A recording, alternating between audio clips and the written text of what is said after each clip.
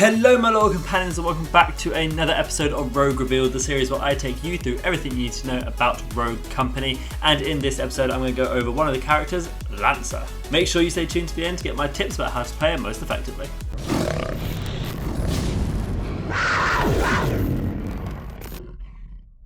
As always, I'm going to go over her role within the game, her different weapons, abilities and perks, then go over some different upgrade routes you can go with her, and finally I'm going to touch on those tips to play her most effectively.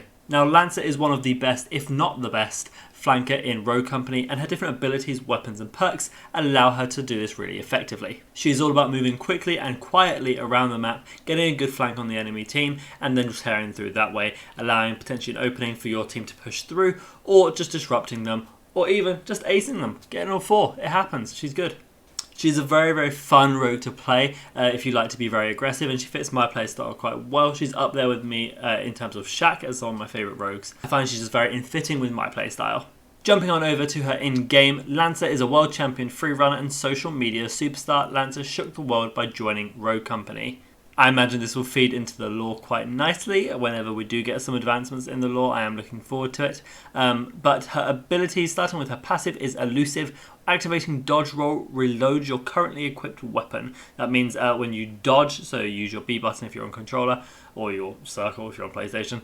When you roll in that roll animation, you will fully reload the weapon you're currently holding.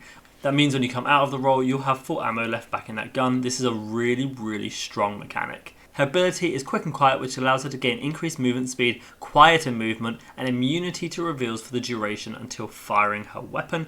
The standard time that this takes is 10 seconds, which is really good to move around the map quickly and quietly, and then the moment you shoot your gun or fire a grenade or do anything like that, you break that movement speed and then you're back to normal. This is an incredibly good ability also, and is really what makes Lancer shine, particularly in early rounds when people don't have good weapons or good perks to sort of counter this. Looking at her weapons, her first primary weapon is the 24S, which is an SMG. It's a lightweight submachine gun with decent damage and decent handling. As you upgrade it, you increase its hip fire, increase its damage range, and then increase its magazine size last from a base 24, which is not very good, to 34, which is a bit more acceptable. Her second primary weapon is the Striker 8x10, which is a shotgun and a very strong shotgun. It's an automatic shotgun with 8 rounds. As you upgrade it, you increase its damage range, increase its hip fire accuracy, and then increase the magazine size to 12. This is a very, very good shotgun, and is one of the few shotguns that I would say I'm happy to use consistently. Her pistol is the Spitfire, which is a state-of-the-art automatic pistol with a base 15 round mag. As you upgrade it, you increase that mag size to 20, and then suppress the fire and reduce the reticle bloom as you upgrade it for the last upgrade. This is a very, very strong pistol, particularly for flankers and high damage rogues, and this fits into Lancer's playstyle very, very nicely. Her melee weapon is the throwing axe, which when you upgrade it increases the throw speed and the throw damage. Kicking off her gadgets is the smoke grenade, which is a grenade that releases a thick cloud of obscuring smoke. This can be quite useful, and as you upgrade it, you increase the smoke duration and reduce the enemy movement speed in the smoke. You then increase the gadget count by 1, so you can have 2 of these. Her other gadget is the Semtex grenade, which is a grenade that sticks surfaces and people before exploding. Increasing it will build up its throw speed and then its explosion radius. As for her perks, we start off with padded steps, which silences the sound of your footsteps when not sprinting, so when walking or crouching. Next we have shredder round, which deals more damage to equipment and means you can carry more ammunition. Then you have stalker, which removes aim down sight movement speed penalty, so you strafe left or right just as quickly as you would if you were hip firing.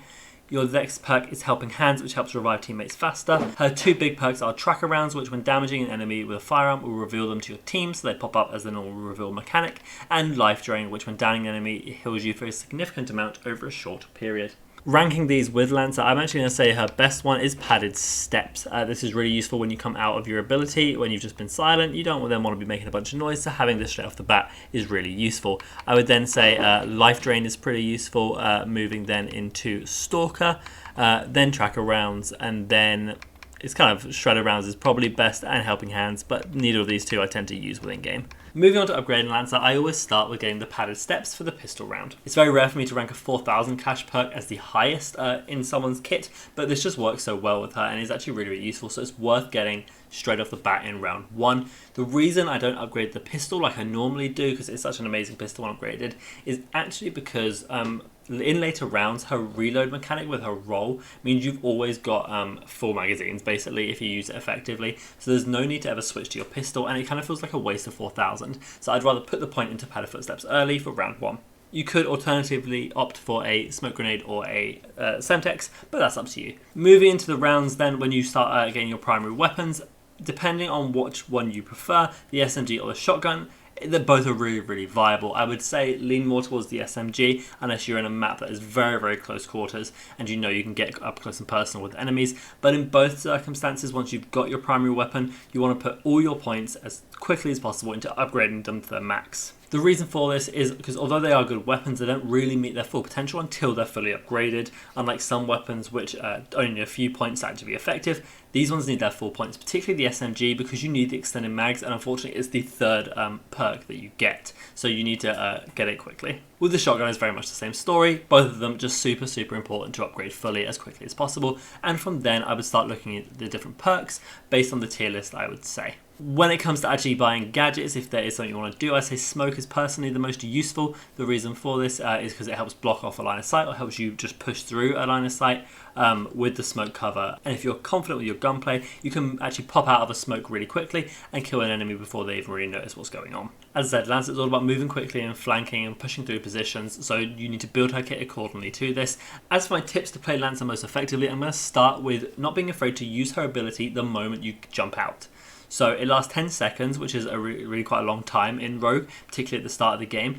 And it gives you increased movement speed, meaning you can actually push really quickly to a high value position, much quicker than enemies will expect. I know the amount of times that I've gone around to a corner that I thought it was safe to peek, but it's not, because Lancer got there first only because of her ability. Normally I would get there first, but because she's used it straight off the bat, ran there super fast, she got there and she got to hold that key position before me. So don't be afraid to use this if you know particularly good push routes or particularly good rush routes that the enemies may want and that you can block off by getting there first. My next tip for her is to almost always utilize the passive when you roll and reload.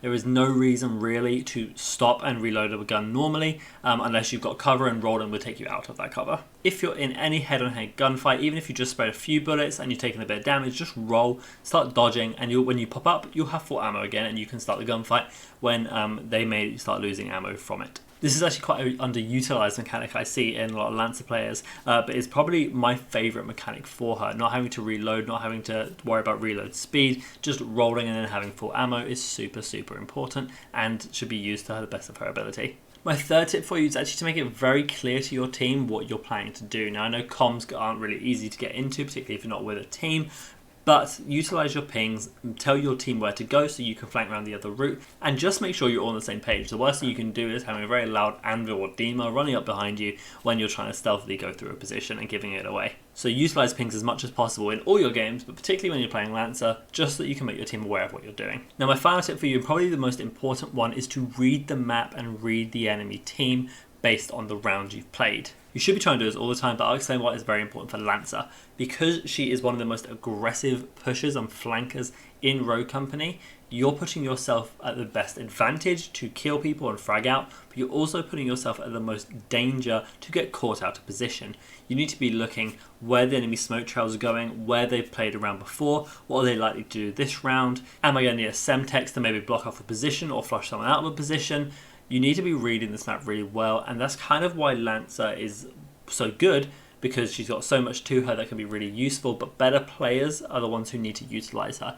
If you're new to flanking or new to being really aggressive, I would pick someone a little bit easier, say like a Ronin or Shaq, who can flank really well and are slightly safer picks, rather than Lancer, who can get caught out of position. But no matter what, guys, she's actually really, really fun. I would definitely recommend giving her a chance. You'll be able to spot a good Lancer player a mile away, and that's why she can be so effective in this game. That's going to be the end of the video, guys, so make sure you leave a like and subscribe to the channel to see more Rogue Revealed content. And if you want to see me live stream, you can come check me out on twitch.tv/RadStarGaming, and I'm going to be there just to answer your questions and hang out with you guys, maybe jump in some games if you guys have it and you're around on the European servers. But other than that, guys, I hope you have a fantastic day, and I will see you in the next video. Bye.